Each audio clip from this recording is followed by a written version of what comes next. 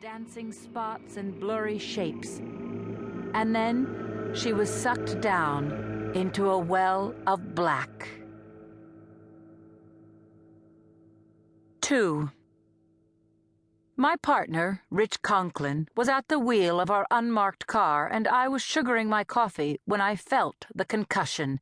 The dashboard shook. Hot coffee slopped over my hand. I shouted, "What the hell?" A few moments later, the radio sputtered, the dispatcher calling out, "Reports of an explosion at Market and Fourth. Nearby units identify and respond."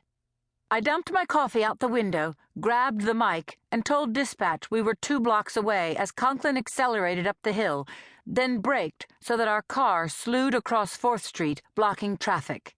We bolted from the car, Conklin yelling, "Lindsay, watch out, there could be secondary explosions." The air was opaque, with roiling smoke, rank with burning rubber, plastic, and human flesh. I stopped running, wiped my sleeve across my stinging eyes, and fought against my gag reflex. I took in the hellish scene, and my hair literally lifted away from the back of my neck. Market Street is a major artery. It should have been pulsing with commuter traffic, but instead it looked like Baghdad after a suicide bomb. People were screaming, running in circles, blinded by panic and a screen of smoky haze. I called Chief Tracheo, reported that I was the first officer on the scene. "What's happening, Sergeant?" I told him what I saw: 5 dead on the street, 2 more at the bus stop. An unknown number of victims, alive or dead, still in their cars. I coughed into the phone. "You okay, Boxer?"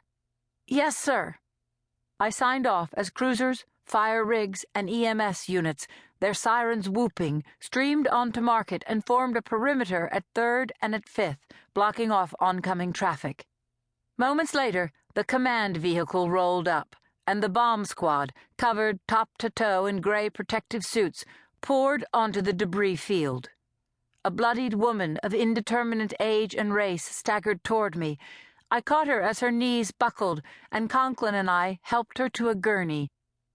"I saw it," the victim whispered. She pointed to a blackened hulk at the intersection. "That school bus was a bomb." "A school bus? Please, God, not kids." I looked everywhere but saw no children. Had they all been burned alive? 3. Water streamed from fire hoses, dousing flame, metal sizzled, and the air turned rancid. I found Chuck Haney, arson investigator and explosion expert, stooping outside the school bus's side door. He had his hair slicked back, and he wore khakis and a denim shirt, sleeves rolled up, showing the old burn scar that ran from the base of his right thumb to his elbow. Haney looked up, said, "God-awful disaster, Lindsay." He walked me through what he called a catastrophic explosion, showed me the 2 adult-size crispy critters curled between the double row of seats near the driver's side, pointed out that the bus's front tires were full of air, the back tires flat. The explosion started in the rear, not the engine compartment. And I found this. Haney indicated rounded pieces of glass, conduction tubes, and blue plastic shards melted into a mass behind the bus door. "Imagine the explosive force," he said, pointing to a metal projectile embedded in the wall. "That's a triple beam balance scale," he said, "and I'm guessing the blue plastic is from a cooler. Only took a few gallons of ether and a spark to do all this." A wave of his hand to indicate the 3 blocks of utter destruction.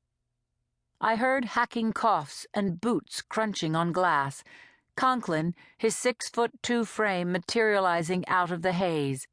"There's something you guys should see before the bomb squad throws us out of here." Haney and I followed Conklin across the intersection to where a man's body lay folded up against a lamppost. Conklin said, "A witness saw this guy fly out of the bus's windshield when it blew." The dead man was Hispanic, his face sliced up, his hair in dyed red twists, matted with blood.